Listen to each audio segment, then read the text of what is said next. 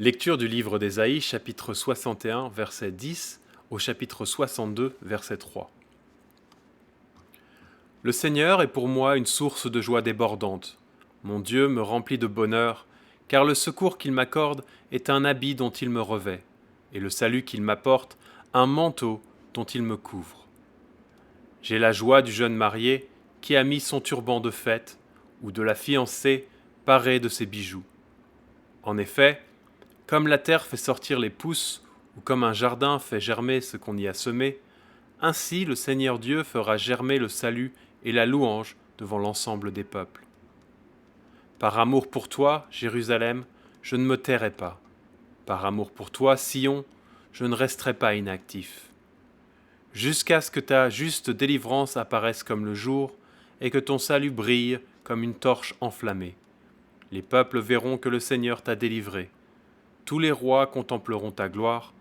On te donnera le nom nouveau que le Seigneur aura prononcé. Dans la main du Seigneur, de ton Dieu, tu seras comme un turban royal, comme une couronne de fête. Ici se termine la lecture. Psaume 147. Alléluia! Qu'il est bon de célébrer notre Dieu par nos chants, qu'il est agréable d'entonner sa louange. Le Seigneur rebâtit Jérusalem, il rassemble les exilés d'Israël. Il guérit les personnes qui ont le cœur brisé, il soigne leurs blessures.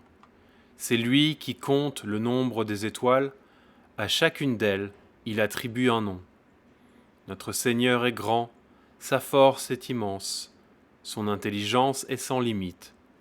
Le Seigneur aide les humbles à se relever, mais il abaisse les méchants jusqu'à terre. Chantez votre reconnaissance au Seigneur, célébrez notre Dieu au son de la lyre.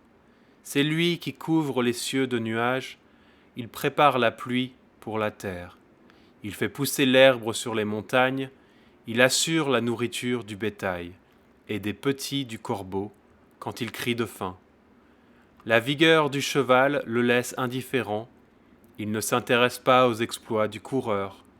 Il s'intéresse à ceux qui le reconnaissent comme Dieu, à ceux qui comptent sur sa bonté. Jérusalem, célèbre le Seigneur. Sion, acclame ton Dieu. Car il renforce ta sécurité. Chez toi, il fait du bien à tous tes enfants. Dans ton territoire, il assure ton bien-être. Il te donne en suffisance le meilleur blé. Il envoie des ordres sur la terre.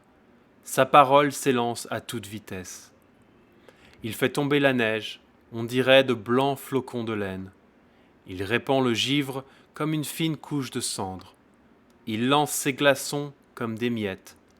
Personne ne résiste devant le gel qu'il provoque. Dès qu'il envoie sa parole, c'est le dégel. Il fait souffler son vent, les eaux s'écoulent. Il communique sa parole à Jacob, ses décrets et ses jugements à Israël. Il n'a rien fait de tel pour aucun autre peuple, aucun ne connaît ses jugements. Alléluia.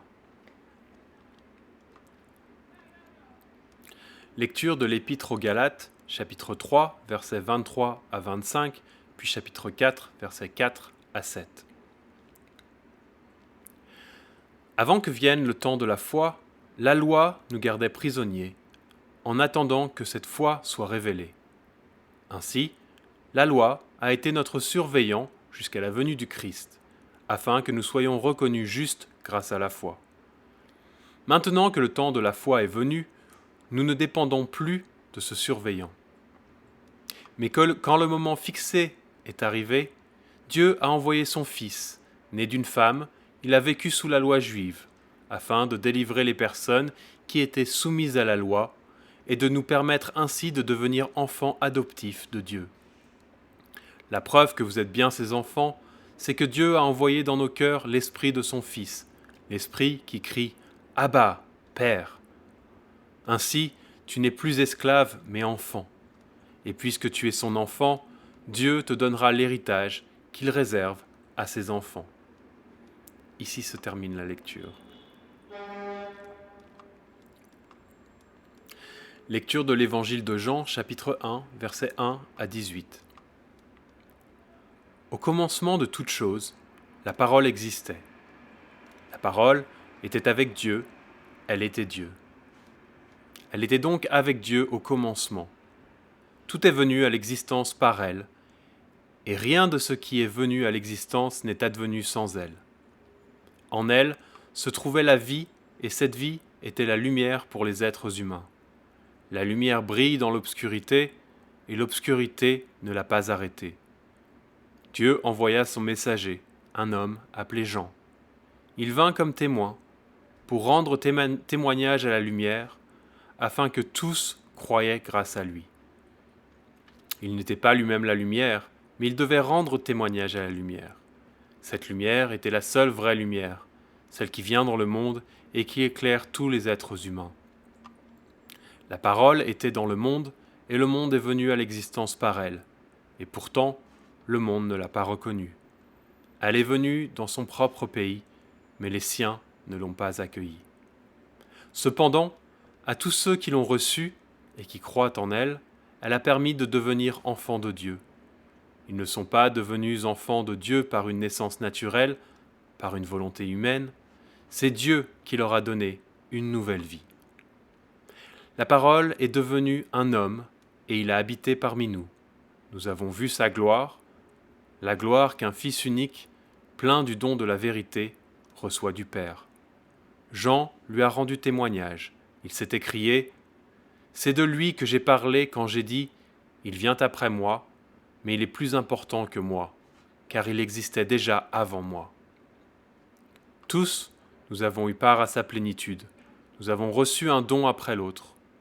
Dieu nous a donné la loi par Moïse, mais le don de la vérité est venu par Jésus-Christ.